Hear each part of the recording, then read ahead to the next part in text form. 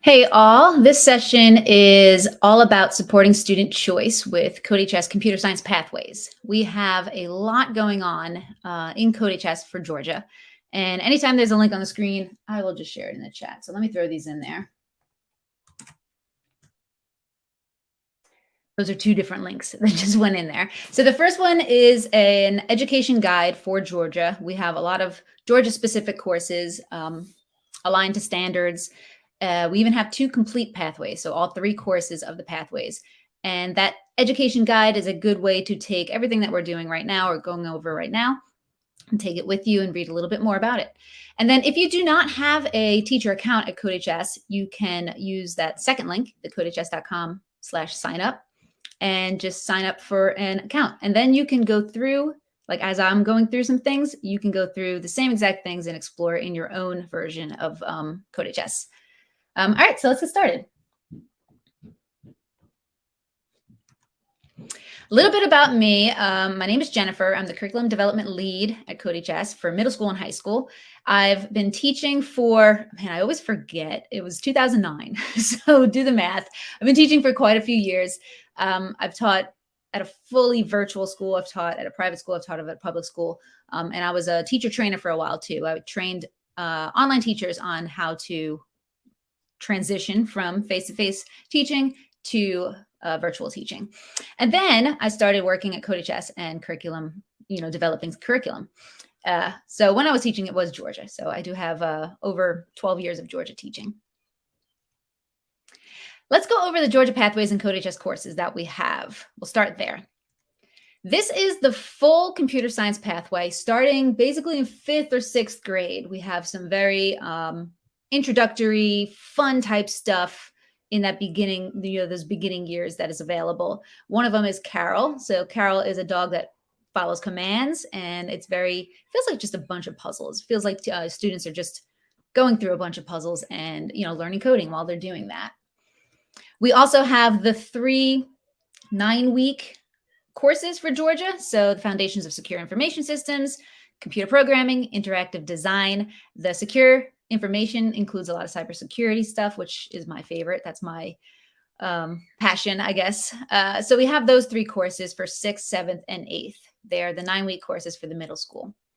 Then as students get into high school, we also have courses. We have the Introduction to Hardware Technology and Introduction to Software Technology. So that used to be the digital technology. Then they split. We do have both of those. Then we also are creating, and this will be done this month, we're creating the Georgia Foundations of Artificial Intelligence. So that is the other course that students can take as their first course in Pathways. Then the follow-up, we have the Computer Science Principles. You can take the AP version or just Georgia-specific version. And after that, you can complete your pathway with the AP Computer Science A, which we call Nitro. It's cut off right there, but that's what that N is. Or we have a new course for Georgia Web Development, so they can finish the web development pathway as well. Oh, those are the 2 AP courses. They are College Board approved, but we'll go over each one a little bit more. This is just at a glance, everything that we have. So a few courses that we have specific to Georgia. And again, I will just put these links in the chat. So this is one of the first courses that students can take as their first course in a pathway. So we do have Introduction to Software Technology. This was the one that had split. It used to be digital technology, then split into the 2. So we do have both. We have software technology. And later this week, actually, we'll be launching the hardware technology course. So we do have that one as well. It's going to be available for fall 2022. It is launching, I actually think, on Friday. So you will be able to find it and look into it starting next week. Then a new course we have, again, going to be later. This one will be done later this month. But we do have the Georgia Foundations of Artificial Intelligence available for Georgia as well. Again, all of these are aligned to Georgia-specific standards. You can see the alignment and everything. This Foundations of Artificial Intelligence is in Python. So it's a lot of, it's like a mixture of programming and then also artificial intelligence, and students create their own chatbots. And it's just a very cool, engaging course. I'm excited to have this one come out. We also have the Georgia-specific computer science principles. So if you have students that want to complete a pathway but do not want to take that AP course, there are the links for that one, then they can take the Georgia computer science principles. It's similar. It's very similar. It's just a lot less difficult, and then I think a little bit less material as well. But that's a choice that you can give your students too. They don't have to take the AP version. They can take the Georgia-specific version. And then this is a new course as well. We have a Georgia web development course. This is the third course in the web development pathway. And students learn HTML, CSS. They also learn JavaScript, and they create an interactive web page. This is a very cool course as well. So that's all the courses we have. So now let's take a look at the pathways. There's a lot in Georgia, which I absolutely love. You guys are doing such great things in this state. So the Georgia pathways that we cover completely, and I have another slide. I know we have more pathways in this. I have another slide that split them. But we have the computer science pathway. So we have all of those courses. You have the intro to software, you have the computer science principles, and then the AP computer science A. So we have that full pathway. And then we have a lot of pieces of others. So for cybersecurity, we do have a lot of material that goes past that intro to hardware technology, but it doesn't fully cover. There's a lot of specific standards that we just don't hit. But there's a lot that you can use and then supplement as well. Game design, same thing. We have a little bit of game design. We have a game design in Unity course that you could use for that. Same with programming, games, apps, and society. The Unity course could fit some of that too. We don't have the embedded computing course. A new pathway that we also cover is web development. So web development is another course that we have created that will complete this pathway too. And then artificial intelligence, we created a course recently, and we were able to use it almost like dual purpose. We used it to hit these Georgia standards as well. So now we have that first course, the Foundations of Artificial Intelligence. And then networking, again, we have some stuff that you can use. And same with the digital design. Again, we have some stuff that you could use. All right, so now let's talk about how we can actually use everything that I just told you that we have and customize it. So students may want to go down one path. Students may want to go down, a different path and try out games or try out web development. So how do we use CodeHS to support this student choice? If I'm going to just put this in there now, if someone's coming in now and they want to take a look at it from their own computer, you can sign up for an account. Don't have to. You can just watch me through this as well. But if you sign up for an account, you can kind of play around with it as I'm showing you what you can do.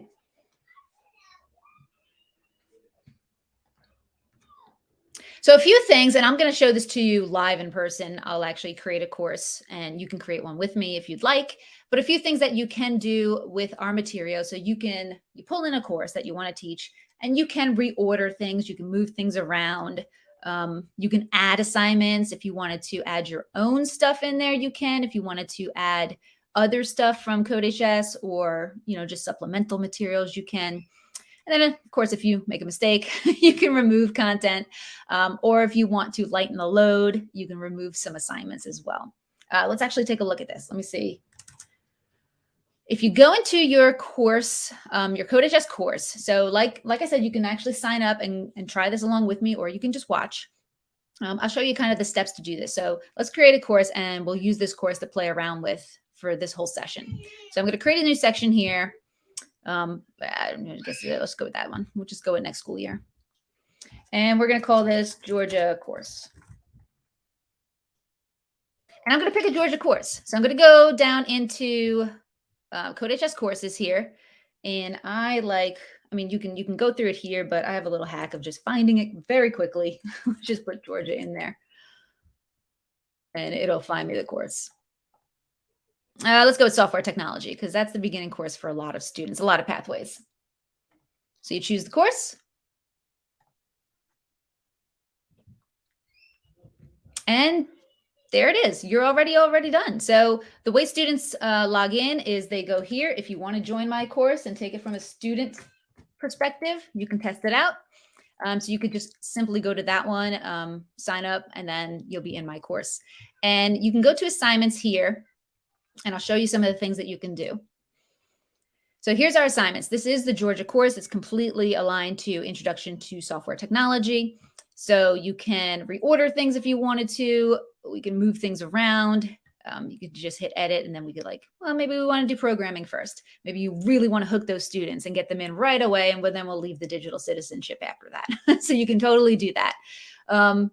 You can, add materials. Let's see if we wanted to add, let's go with, I don't know, what else do we have in there? So it's JavaScript. Well, maybe we want to add a supplemental. There's a really cool course. Actually, this one's a really cool one. So we just created a game called, or a course called Creating a Game in Roblox. So maybe you want to add that as supplemental. So you can add all of them. You can add just the one unit. You can even just add just the one lesson if you want to test it out and see. Let's add all of it. So we're going to add all of it, and then it's instantly added to your course.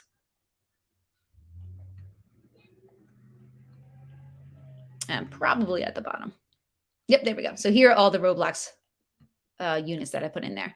So that's one way that you can kind of customize. We could, based on students' interests or what pathway they want to go into, or you can just, create your own stuff. Maybe you don't want to teach our web design. Maybe you want to put something else in there. So we can remove this one, and then you could put your own material in there. Okay, let's see what else we can do, or let's see what we could do with that. Let's talk a bit. Oh, I forgot that this is a new thing we can do. We can fork quizzes. Let me show you what forking a quiz looks like. I totally forgot we did this. This is also fun, or very helpful, because let's say you don't, or you want to take out a lesson. You want to take out digital footprint. Maybe they learned that last year. So you need to go to the last lesson and make sure that the quizzes, right? You want to make sure that the quizzes are aligned. So you could change the quizzes. Where are the quizzes? I'm missing a quiz. Oh, maybe they're in here. Yeah, sorry, my mistake. Okay, so here's a quiz. Now you can fork the quiz and then change the questions in there. So it's just another way of kind of detailing your course to other students, or the students that you have, the specific students. You know your students best. Maybe they need more questions to enrich the material, or maybe they need less questions. So there's another thing you can do. You can copy and edit all our quizzes. All right, so let's talk a little bit about Georgia pathways and how we can combine this too. So I told you about all the courses we have. I told you all of the things that you can do in CodeHS, and then how do we put that all together? How do we give students a choice? So yes, there's a lot on here. Just look at the highlighting. What I'm trying to highlight here is that there's 3 different beginner courses, basically. So if you're trying to get a full pathway, there's 3 different beginner courses. There's the introduction to hardware technology, which are just those 3 pathways. There's the foundations of artificial intelligence, which is strictly the artificial intelligence. And then there's a whole lot that start with software technology. So there's 3 different courses that students can take the first time.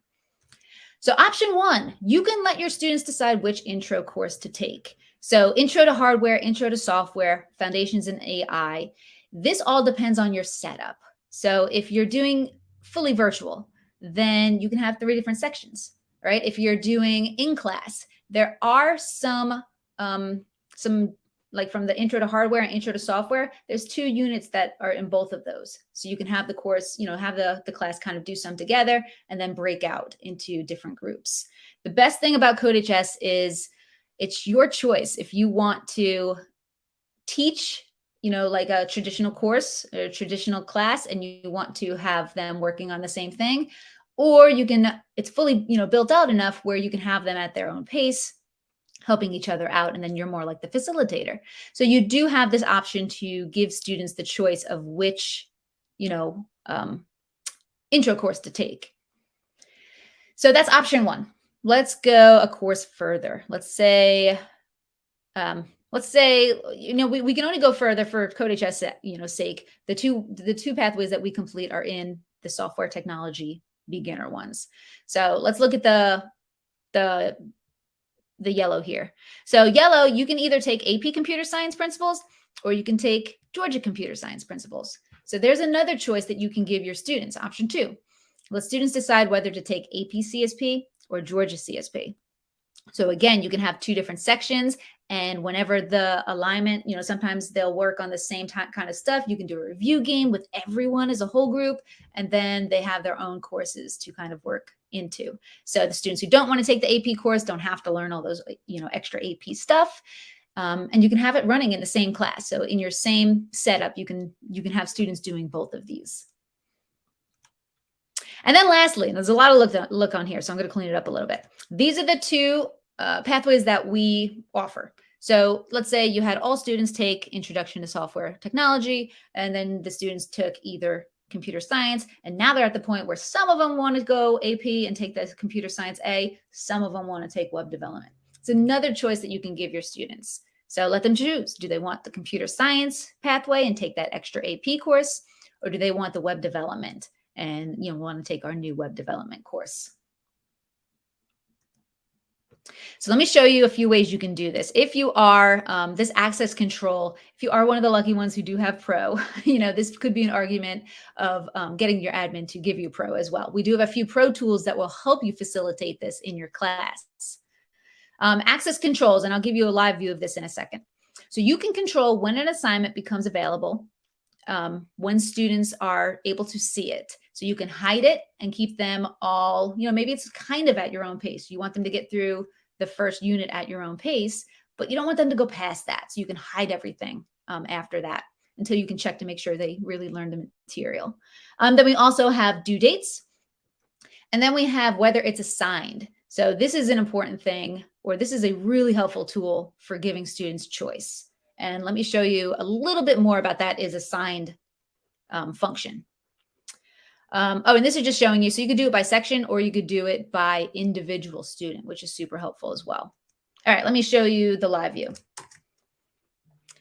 Let's go back to our course and we're going to scroll all the way to the top and we're going to go to course settings. So there's a few things. There's access controls, there are due dates if you want just those. Then we have it together so that you don't have to go to two different spots. So we have due date and access controls. First, I'm going to show you though, because I think the one that's going to be the most helpful with showing people how to customize their course is this function right here, the is assigned settings. So we're going to click on that. Oh no. Okay, so this isn't, I'm going to go to a different section because I forgot that I just created this and I didn't give myself pro access. So let me go to a different setting. Let me just go, it doesn't matter. Let's try this one. There we go. Oh, and this will work because it's smaller. So you'll really see what we're doing here. So this is for all students. You can do it by section, or let's just go to Marco. Let's do, he's not in it anymore, is he? Okay. Different section. I did this one earlier and it was the cybersecurity PD. Let's go with this one. Oh, this is perfect. All right, so here's Meg. Let's say Meg wanted to take, oh, actually, I already have it. So maybe Meg already took some programming. So she doesn't have to go through this specific module. So this is how you can have students kind of choosing which path they want. Maybe everyone in your class needs this first module, but maybe Meg doesn't need this one. So you can turn it off and she won't see that one in her course. It won't be in her course at all. Maybe she's already taken that project, so we can take that off. And then you can go into and granularly change, some of these things. So for Meg, it looks like she had some programming practice already. So she doesn't need to take some of these programming lessons. So those have been turned off. You can even go further. Maybe I want her to refresh her mind on this, but she really doesn't need the exercises. I just want her to go through the examples. So you can do, trade, you can change that too. This is really good for accommodations as well. Maybe there's 3 exercises in here. Maybe Meg just needs 1 instead of all 3 of them. So for accommodations wise, this is really helpful. So again, you can list as many, there's a lot in here. So you can list as many options as you want. And then for each student or each section, if there's a few students doing the same thing, you can turn things on or off. So they don't have to take that section because that's not the path where they're doing. I believe that is all I have. I kind of went through it quickly because there's no questions so far, but I want to stop here. Do you guys have any questions? Is there anything I can answer for you? And let me just make sure I didn't miss anything. Programming pathway. Flemister. Sorry. So programming course, is there a direct pathway? Is that like the programming games and apps one?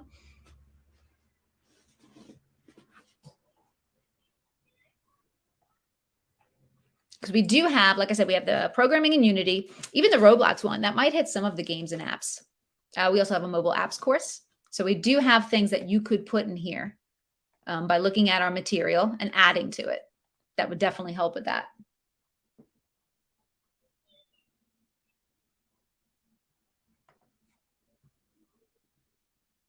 Okay, excellent. No, that's fine.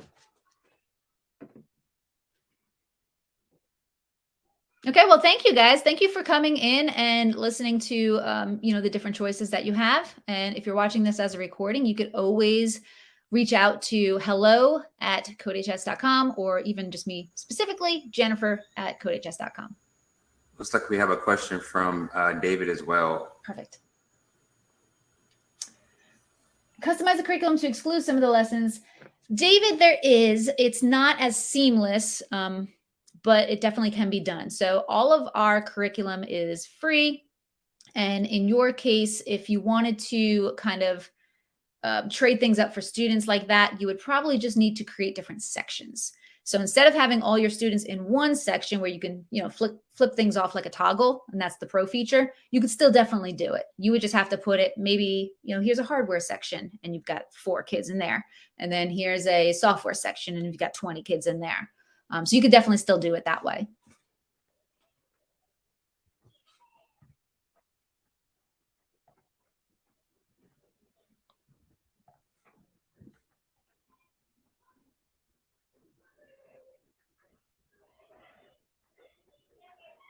You all have any other questions for Jennifer?